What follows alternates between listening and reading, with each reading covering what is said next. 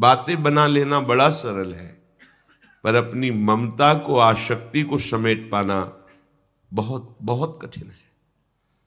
कोई बिरला साधक ऐसा होता है जो अपने लक्ष्य की तरफ रखता है, भगवान सामने, सदगुरुदेव सामने, पर ये दुष्ट इंद्रियां और मन जगत को ही पाना चाहते हैं, जगत को ही भोगना चाहते हैं, जगत को ही देखना चाहते हैं। कैसी मलिनता! इसलिए भक्त्या युक्तः, बातें केवल कर लेना थोड़ी होता कि हमें भगवत प्राप्ति करनी है।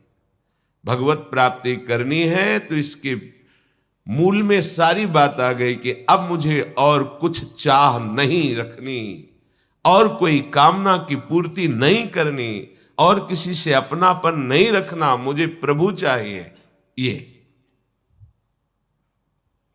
सावधान हो जाइए। आप एकांत में भी भगवान के सामने हैं, आपको हमारे श्यामा श्याम देख रहे हैं। ऐसी भावना से हर समय सजग रहोगे तो पापाचरण बंद हो जाएंगे। जिनकी इच्छा एकमात्र भगवत प्राप्ति की है, यदि छंतो, उनको क्या करना होगा?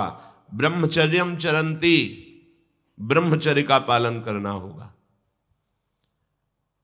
प्रत्येक इंद्रियों का निर्विषय हो जाना वास्तविक ब्रह्मचर्य है। केवल जनेंद्रिय से ही ब्रह्मचर्य को नहीं लेते। हमारी प्रत्येक इंद्रिय भोगों से रहित होकर भगवत अनुराग में, नेत्र प्रभु को देखना चाहते हैं, त्वगेंद्री प्रभु को स्पर्श करना चाहती है, घ्राणेंद्री प्रभु के श्री अंग की गंध पाना चाहती है, श्रवणेंद्री प्रभु के वचन सुनना चाहती है। एक एक इंद्रिय अपने प्रभु में लग गई, अंतर्मुख हो गई, बाहर विषयों का त्याग हो गया। इसे ब्रह्मचर्य कहते हैं। पर प्रारंभिक ब्रह्मचर्य में जनेंद्रिय का ब्रह्मचर्य अत्यंत आवश्यक है।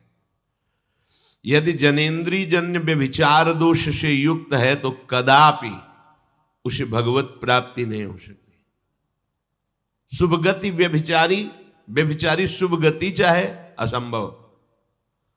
और भगवत मार्ग में सबसे बड़ा दुश्मन यही व्यभिचार दोष है, काम। इसी से हमारा हृदय मलिन होता रहता है। अंधा बटे और पड़ा चबाए वाली दशा रहती है। कहते हमें 50 वर्ष हो गए। अरे 50 जन्म हो जाए, तुम व्यभिचार करो, गंदी बातें करो, गंदे चिंतन करो, सो समय व्यतीत करें। अनंत जन्म व्यतीत हो गए, भगवत प्राप्ति हुई क्या? 50 वर्ष से भगवत प्राप्ति हो जाएगी क्या? 5 मिनट काफी है भगवत प्राप्ति में। एक बार नाम काफी है। वो स्थिति तो लाओ।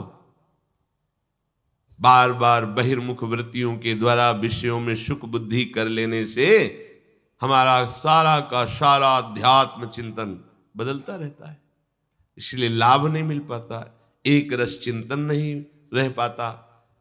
बार बार विक्षेपी विषय करते रहते हो, हम सहते रहते हैं और भोगते रहते हैं। एक बार तो हिम्मत करके उठो। अवलो नशानी अब ना नशई हो, एक बार तो दृढ़ बनो।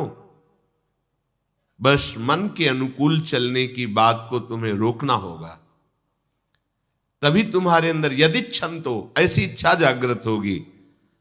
पक्का पक्का ऐसा ही है। जब हम किसी विषय के वेग को सहते हैं, विषय नहीं भोगते, तो मन बहुत जलाता है। उस जलन में फिर एक ही बात होती है, बस भगवत प्राप्ति हो जाए, झंझट खत्म हो जाए। कब तक हम इसमें चलेंगे? एक बार भगवत, वो जलन हमको भगवत प्राप्ति की इच्छा प्रकट करती है। अपने लोग क्या करते हैं? जलन को मिटाने की कोशिश करने लगते हैं, तो भगवत प्राप्ति की इच्छा क्या, भोग प्राप्ति की तृष्णा जागृत हो जाती है। भोगे हुए भोगों को बार बार भोगने की इच्छा का नाम तृष्णा है। बाहर और भीतर से कोई सहयोगी नहीं, जल रहा है उपासक, तब रास्ता निकलता है भगवत प्राप्ति का, तब इच्छा प्रकट होती। अब नहीं, बहुत जल लिया, अब तो केवल प्रियाजू के समीप जाना है, अब तो प्रभु के सानिध्य में रहना है, नहीं इन भोगों की जलन में जलना है। पर यहां तक पहुंचने के लिए जलना होगा, तभी लिखा सहित सहित बाढ़ भगति तास्तिति क्षस्व भारत, क्योंकि आगमा पाइनो अनित्यास, ये नाशवान काम क्रोध आदि तुम्हें प्रेरित करेंगे, तुम इनके वेगों को सह जाओ, ये स्थायी नहीं है। आगमा पाइनो है, आने जाने वाले हैं, और ये सहन करने से नष्ट होते हैं, भोगने से बढ़ते हैं। यदि छंतो, अगर भगवत प्राप्ति की इच्छा है तो ब्रह्मचर्यम चरंती, ब्रह्मचर्य का पालन करना ही होगा, इसमें कोई गुंजाइश नहीं, क्योंकि आप चल ही नहीं सकते। ध्यान से सुन लो, ये मनोरंजन का मार्ग नहीं है, इसमें मन ही मार तनहारिक वृंदावन में गाज, इसमें मन मारना होगा। प्रायः ये मन को दुलार करने वाले लोग कभी भाग्य से सत्संग में भी आ जाते हैं, कभी श्री विग्रह के दर्शन करने भी मंदिर पहुंच जाते हैं, कभी तीर्थ याटन भी करते हैं, पर इनका कोई लक्ष्य नहीं होता। आज सुन लिया सत्संग, बढ़िया है, लक्ष्य नहीं होता। यहां लक्ष्य वालों की बात हो रही। यदि छंतो, यदि तुम्हारी ऐसी इच्छा जागृत हो रही किसी जन्म में भगवत प्राप्ति करनी, तो ब्रह्मचर्यम चरंती, आप सच्ची मानिए, जिसके निकालने में तुमको सुख की अनुभूति हो रही, उसको रोकने में कितनी सुख की अनुभूति होगी। उन्मत्त हो जाओगे, बहुत जल्दी आपके सारे के सारे करण भगवदाकार होने लगेंगे यदि आप ब्रह्मचर्य का पालन करेंगे। शरीर स्वस्थ, हल्का, मन प्रसन्न, नींद आदि पर विजय, कितने गुण ही गुण। और ब्रह्मचर्यहीन आलस्य, प्रमाद, भोगों का चिंतन, मन का डिप्रेशन में पहुंचना, कमर में दर्द, टांगों में दर्द, सर में दर्द, घबराहट होना, बिना किसी कारण के मन भयभीत हो रहा है, भोजन अपच हो रहा है, बिना किसी प्रक्रिया के वीर नाश हो रहा है, बिना किसी प्रक्रिया के। काहे को मृत्यु स्वयं स्वीकार कर रहे हो, ये मृत्यु है। चाहे भगवान दत्तात्रेय जी बोल रहे हैं या भगवान कपिल देव जी बोल रहे हो, जब उपासक को संबोधन करते हैं भगवत प्राप्ति के लिए, तो कहते हैं कि इस भोग वृत्ति को साक्षात मृत्यु रूप देखो, ये मृत्यु है तुम्हारी। जब शरीर राग त्यागना है तो तुम शरीर से भोग भोगोगे तो आसक्ति शरीर की पुष्ट होगी, आसक्ति भोग सुख की पुष्ट होगी, है नहीं।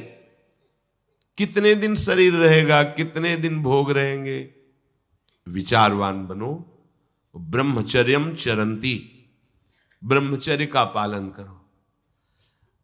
उपासक जो ब्रह्मचारी होता है उसका खिला हुआ चेहरा रहता है, जैसे कमल खिला हुआ, बिना किसी कारण के उसकी मुख मुद्रा में प्रसन्नता होती है। जो ब्रह्मचर्यहीन होता है बुझा हुआ चेहरा होता है, तेजहीन, बिना किसी कारण के वो शोकग्रस्त लगता है। बैठा है, आपको लग रहा है शांत है, लेकिन आप चेहरे को देखो, वो एक शोकग्रस्त है, कुम्हलाया हुआ चेहरा, अशांत चेहरा। मुख प्रसन्न, तन तेज विराजा, यह है ब्रह्मचर्यम चरंती, भगवत आराधन संपन्न उपासक का। जैसे आग में पैर रखते हुए कोई चले तो कैसे चलेगा, ऐसे ही ब्रह्मचारी की पहचान है।